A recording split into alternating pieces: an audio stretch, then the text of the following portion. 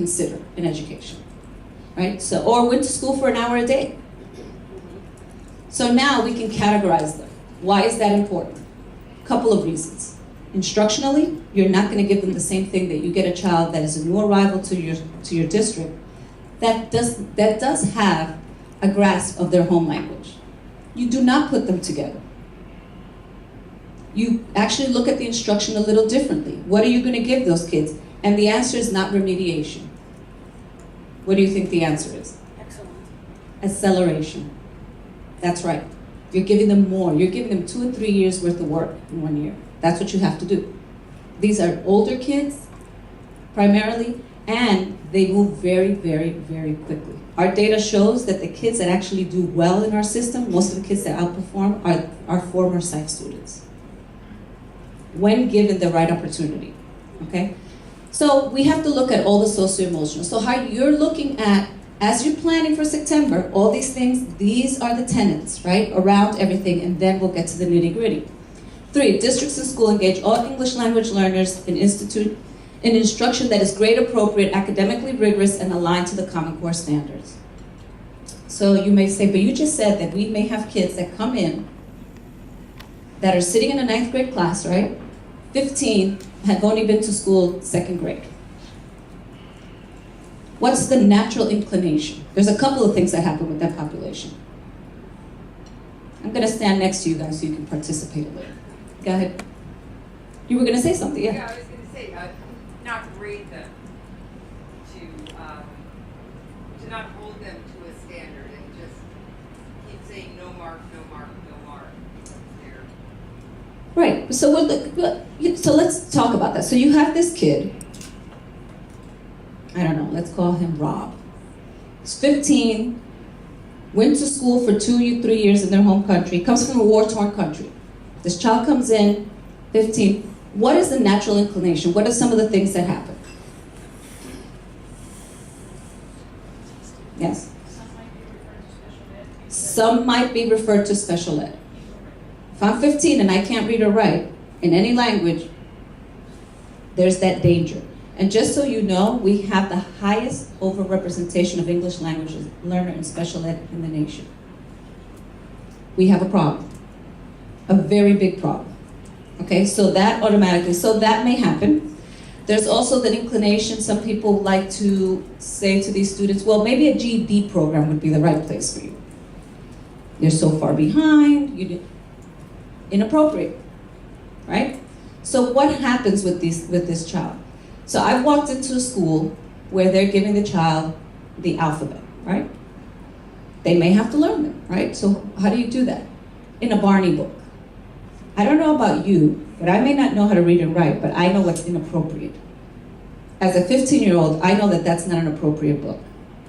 I also know that I need to know the content. So you still need to give them the content, whether they can read or write. They still have to have the conceptual knowledge of what's happening. These are 15, 16-year-olds. But do they need the foundation? Absolutely. A lot of these kids can learn to read and write in English in a matter of 8 months. They haven't had the opportunity to learn, it's not that they can't. So a lot of things that are happening. Okay, so appropriate. Do you find a time to do the basic foundational? Yes, but that's not all you should be doing all day. There's no way that those kids are going to catch up if that's what you're doing. One of the things that we do have for low literacy SIFE, because not all SIFE are that low. You have kids that may have a 3-year gap, 2-year gap, but we have kids that speak English that have that gap as well, right? So we have to be very careful. So what does that tell you? You have to identify them appropriately. And you're going to see when we get to the new regulation why we're saying that it shouldn't be secretaries. Who's making that judgment call in your district about these kids? Okay, so then number 4, districts and schools recognize that bilingualism and biliteracy are assets and provide opportunities for all students to earn the seal of biliteracy. We have a pilot now happening, and one of our challenges in New York State is that we could have had it enacted at this point if we were only going to have it for Spanish. So we have some pilots running throughout the state, and what we want to do is not have another test, per se, but we want to have some sort of rubric. And there are districts and schools that are actually carrying this out. So at the end of this year, we'll be able to announce what that will look like. And we want to have it for multiple languages. If you speak French, we want you to be able to demonstrate that you are bilingual. If you speak Arabic, whatever language it is. In most states, it's only in Spanish, the few states that do have the seal. So we wanted to make sure that it was multiple languages and that it was rigorous. So not every child is going to get a seal. Regardless if they've taken, I don't know how many world languages or been a part of a bilingual program since kindergarten. That does not mean that you're going to get a seal. Okay, go to the next one. Oh, it's me, sorry. Okay, districts and family. This is about family engagement. I'm not going to go through all of them. I'm going to go very quickly. Some of your districts here in Long Island are doing amazing things with parents. I have to say we're very excited about the things that we've seen here. One of our hopes with this blueprint is that they sub-bullets and that we hope to populate them with actual examples of things that people are doing so that you can take it. There's a wonderful letter that goes out to parents that we can take it and you can use it. So all of these sub-bullets are going to be populated with examples from different districts.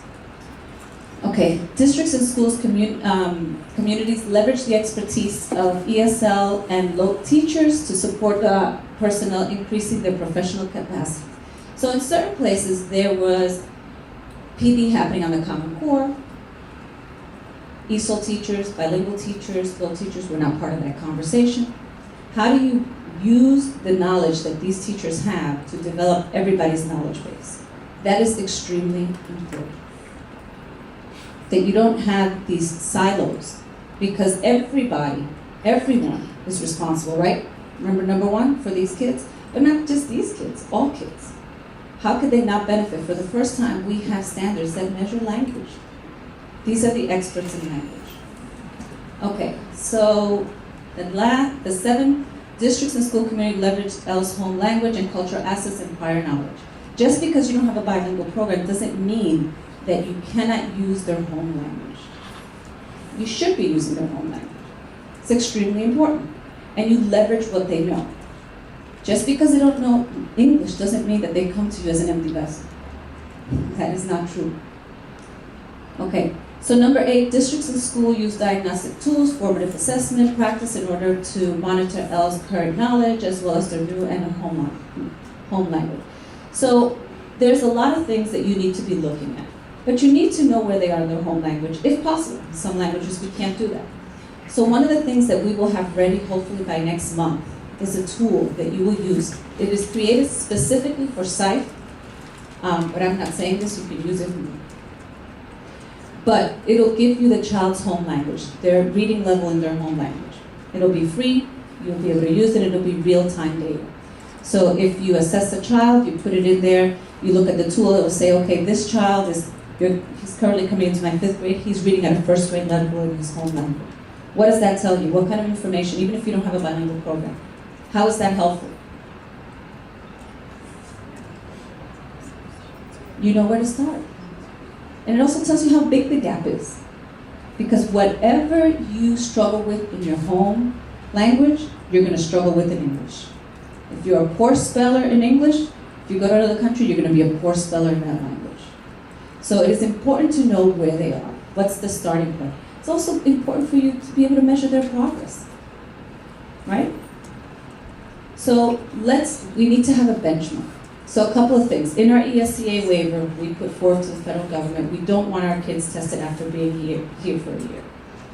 We put forth 3 years, they said no, so we're in negotiation for 2 years. Why this data is important is that they looked at the data that we put forth. Our SIFE data, who are these kids? They looked at that. So I'm not sure that we're going to get a full waiver that we asked for, but I think they're going to give it to us for subgroups. I'm almost sure because they continue to ask us. So think about all the SIFE kids that you have. If you wouldn't have to test them for 2 or 3 years, that would make a big difference for you. The second thing is that we asked in our waiver not to use the ELA exam as our accountability measure for these kids, that we use the nicest one. So what we're in the process of doing with them is proving to them how it aligns to our ELA, and it actually does. So if we use that as an accountability, it's a game changer for us in the state. It really changes the way that we will be able to look at these kids as well as that we don't get penalized for certain kids, right? So it's a little bit of a game changer. So I'd like to start off with these, and I didn't go into them because I know that you have received multiple presentations. We're going to give you the PowerPoint so you can have it. And we have a PowerPoint with talking points that we can give you so that you can use if you want to replicate. So let's talk about Part 154 regulations. What's new? So L identification. Who knows what's new in terms of L identification? Yes, you can just shout it out. Certified teacher now has to be and Correct. So it can't be your secretary. We just discussed how important it is to get information. We also have a subset of kids. I can't tell you how many times we get phone calls that say to us the following: this child is really not an L. Somebody misidentified this child.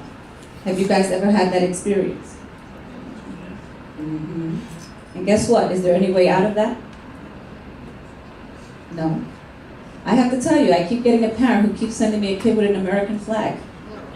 Right. He's from Long Island. I keep getting this email that says, my child is not an L. Right? The district misidentified the child. So, how do we avoid that? This is one of the reasons. Who does this happen with too? Parents that may come in that don't know that their child has a disability. So there's a lot of kids there's a bunch of kids that we have that are misidentified in the state. Who do you have identified them? So that has changed, right? For many districts, they have been doing this. For some, this will be new. I will tell you what's new so you know what's new and what's not, because there's a lot of confusion. When we got public comment, a lot of people were saying, what do you mean we have to do this now? And my response was like, no, you've had to do it for 30 years, right? So let's be careful what we think is new and where the impact is coming from. Okay. So now I talked a little bit about SIFE. We've been collecting that data now for 2 years. It is crucial. That's what's helped us make the argument, as well as we need to keep track of, if you have kids that are coming in that have a 5-year gap, what are we going to do differently? And I'm talking about any kind of conversation that we have with the federal government or our work. I was going to say earlier that we have pilots going on. We have created a curriculum for low literacy level SIFE students. It is being piloted. It will be available to you at the end of this year. So everyone will have access to that, and there will be professional development around it. It's not for all SIFE. It's for SIFE that have low literacy level, and we will define that for you. But if you have a large population that comes in that is pre-literate, this curriculum works for these kids. Okay, and then we have been looking at it, and we've been using it throughout the state. So it's in Buffalo, we have in Syracuse, we have some in New York City. So these are some of the districts that have been using it. We will have it available for you. It'll be online, free of charge. Okay? What else am I missing here? Okay, so misidentification. What is new? So remember I just said there was no way of fixing that when we make a mistake, when we have adult errors. Now we have 45 days to correct that. We originally wanted 90, but there was a group in the state that really fought us hard on it, and they did not. They wanted 30, so we landed in the middle, the 45 days. 45 school days. So what happens? A child comes in, they get identified as an English language learner.